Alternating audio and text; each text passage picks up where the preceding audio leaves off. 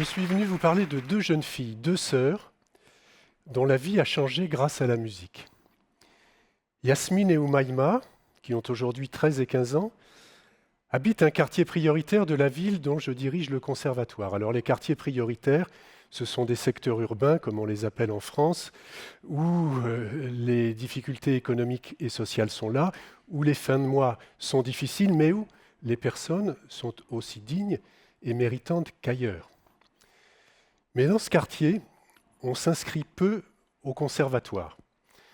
D'abord parce que ça coûte un peu d'argent, même s'il y a des tarifications sociales, mais surtout parce qu'on n'ose pas. Parce que la musique, le conservatoire, c'est pour les enfants des autres, ça n'est pas pour ses propres enfants. Alors la ville, qui a fait de la culture sa priorité numéro 1, a décidé que, même s'il y a beaucoup d'inscriptions, et toujours de plus en plus d'ailleurs au conservatoire, c'est aussi la musique qui irait vers les jeunes, tous les jeunes, de la crèche au lycée. Et parmi de nombreux projets artistiques et culturels, un partenariat a vu le jour avec une grande institution musicale, la Philharmonie de Paris, pour permettre à une trentaine de jeunes de ce quartier d'apprendre un instrument à travers la pratique d'orchestre. Des instruments leur ont été prêtés, pour Yasmine un hautbois, pour Oumaïma un basson, des instruments dont elle n'avait d'ailleurs jamais entendu parler auparavant. Et des professeurs de musique sont venus dans leur école, après la classe, 2 fois par semaine, pour leur apprendre à jouer de cet instrument, mais surtout à en jouer en groupe, avec d'autres. Et ce dispositif a duré environ 3 ans. Les jeunes filles ont progressé, elles ont pris confiance, elles ont pris plaisir, elles ont même donné des concerts dans la grande salle de la Philharmonie de Paris. Et aujourd'hui, elles font partie d'un orchestre symphonique d'une trentaine de jeunes, parce que d'autres villes sont aussi associées à ce projet. Et Yasmine s'est inscrite au conservatoire de la ville. Oumaïma a été admise dans un grand conservatoire parisien. Toutes les deux sont passionnées par la musique et elles rêvent d'en faire leur profession. Alors oui, pour ces deux jeunes filles, la musique a vraiment changé leur vie. Mais comment se fait-il que la musique porte de telles émotions, des passions parfois, des vocations même? Et puis d'un autre côté, comment se fait-il que l'éducation musicale, les conservatoires, les institutions qui étaient autrefois réservées à quelques-uns, s'ouvrent aujourd'hui beaucoup plus largement? Eh bien, c'est une longue histoire qui est en réalité aussi longue que l'histoire de l'humanité. On a retrouvé des flûtes taillées dans des ossements qui datent de plus de 40 000 ans. Et les spécialistes pensent aussi avoir retrouvé des fragments d'instruments à percussion et pensent que les premiers hommes utilisaient également leur voix comme un instrument pour des raisons sociales, rituelles ou de divertissement. Bien des siècles et même des millénaires plus tard, au VIe siècle avant Jésus-Christ, en Grèce, Pythagore, dont on connaît le célèbre théorème, eh bien Pythagore s'est aussi intéressé à la musique. Et il est le premier à avoir réalisé qu'il y avait un rapport entre les nombres et les sons, et plus exactement la hauteur des sons et leur relation entre eux, ce qu'on appelle les intervalles. Et pour les philosophes mathématiciens de cette époque, les sciences, mais aussi les arts, et particulièrement la musique, constituaient un moyen d'explorer le monde, de le comprendre, de le représenter, et peut-être au-delà d'avoir accès aux intentions divines. 2 siècles plus tard, toujours en Grèce, Platon, dans son ouvrage majeur, La République, explique que dans la cité idéale qu'il imagine, il faudrait que l'éducation musicale soit obligatoire pour tout le monde, parce que, dit-il, la musique rend les âmes bonnes et justes. Eh bien, ces notions, pythagoriciennes, platoniciennes, vont perdurer pendant des siècles, jusqu'au Moyen Âge.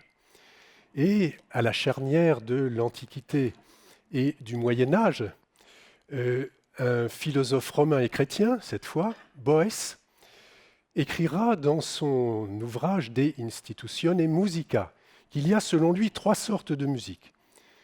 La musique du monde, qu'on appelle aussi l'harmonie des sphères, qui est une notion pythagoricienne, c'est-à-dire cet équilibre subtil, mystérieux des planètes qui tournent les unes autour des autres, ce mystère de la nature, l'harmonie des sphères. Et puis, dit-il, il y a la musique humaine, c'est-à-dire pour lui l'harmonie entre le corps et l'esprit. Et puis finalement, il y a la musique instrumentale, c'est-à-dire ce qu'on appelle tout simplement aujourd'hui la musique, qui est là pour représenter la musique humaine, la musique du monde, et pour être une sorte d'imitation de la nature, de l'univers, et là aussi être une fenêtre sur le divin, non plus les dieux païens de l'Antiquité, mais son dieu chrétien à lui, Boès. Et là aussi, pendant des siècles, ces notions vont perdurer, à côté bien sûr d'autres formes d'apprentissage. Et d'ailleurs, à cette époque, dans l'enseignement général, il y a ce qu'on appellerait aujourd'hui 2 modules d'apprentissage. Un premier qui concerne des matières littéraires. Il y en a 3, on les appelle les 3 voies, le trivium en latin, c'est la grammaire, la rhétorique et la dialectique.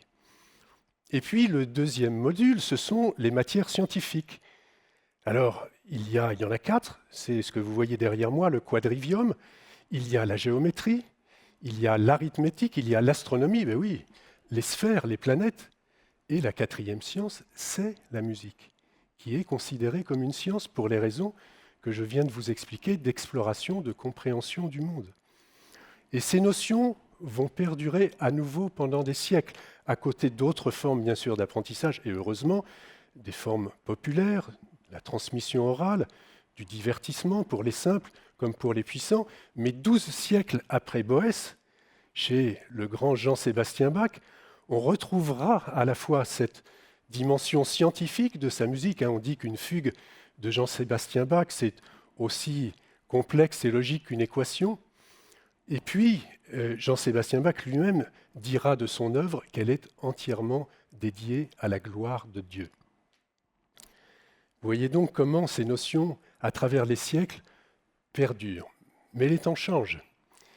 Et depuis la Renaissance, qui place cette fois l'humain au centre des préoccupations, jusqu'au siècle des Lumières, qui, dans les milieux artistiques et intellectuels d'abord, mais avec les répercussions que l'on connaît sur le plan politique et historique, le siècle des Lumières qui place la raison au-dessus des croyances, eh bien, on va peu à peu oublier cette dimension philosophique, métaphysique, divine de la musique pour ne plus garder que l'aspect de divertissement ou de célébration.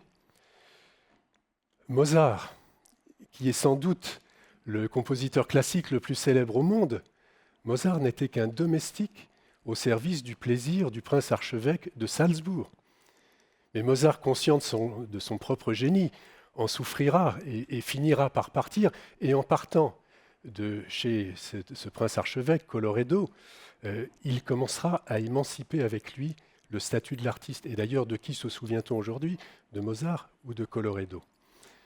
Quelques années plus tard, Beethoven dira à son mécène, le prince Lichnowsky, « Des princes comme vous, il y en aura toujours des milliers, mais il n'y a qu'un seul Beethoven. » Et en disant cela, Beethoven place non plus le divin, non plus le cosmos, non plus les sphères, non plus même les puissants, les princes ou les rois au centre, mais il place la musique, l'œuvre d'art et son compositeur, son créateur au centre de tout. Et c'est d'ailleurs à cette époque qu'on voit apparaître en Europe de grandes institutions musicales qu'on connaît encore aujourd'hui. Le Conservatoire de Paris est créé en 1795. Il s'agit de former une élite très performante, virtuose, qui va être capable de composer et d'interpréter des œuvres toujours plus complexes. C'est un système totalement pyramidal qui sélectionne les meilleurs et qui élimine les autres.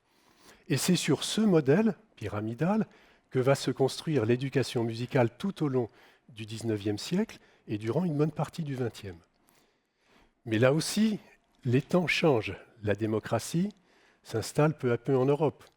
Et même si ça n'a pas un effet immédiat sur l'éducation musicale, sur les institutions, on voit depuis une cinquantaine d'années, et encore plus depuis 1 à 2 décennies, l'éducation musicale et les institutions s'ouvrir beaucoup plus largement à de nouvelles esthétiques et surtout à un nouveau public.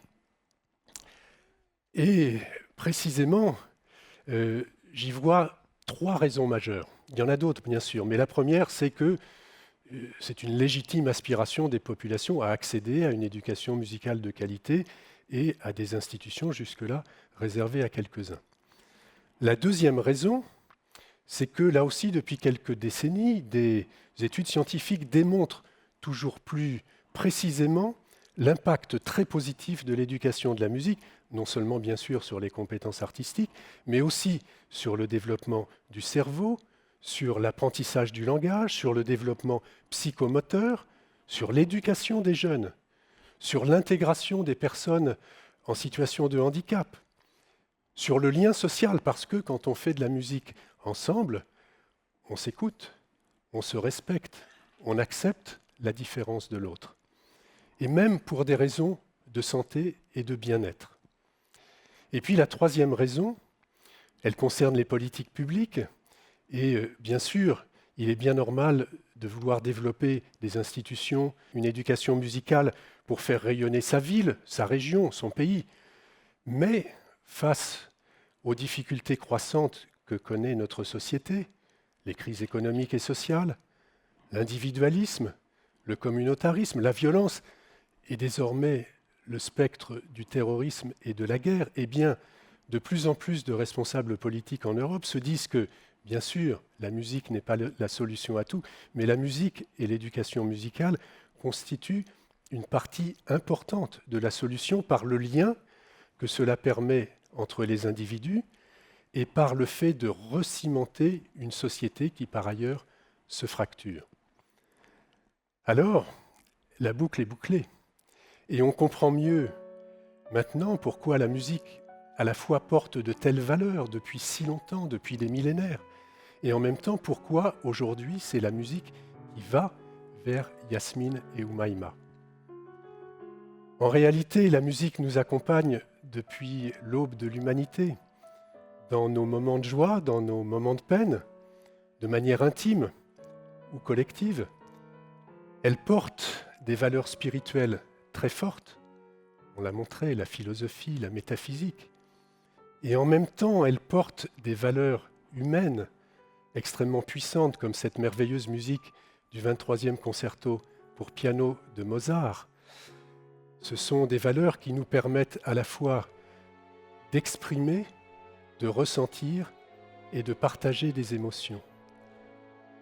Alors, dans un monde qui connaît de telles puissances négatives, eh bien la musique est là depuis toujours pour être un pôle fortement positif, de paix, d'harmonie. Et c'est pourquoi je crois qu'il faut toujours l'écouter, la partager, la pratiquer et la transmettre davantage, parce que si la musique peut changer nos vies, peut-être un jour pourra-t-elle aussi sauver le monde.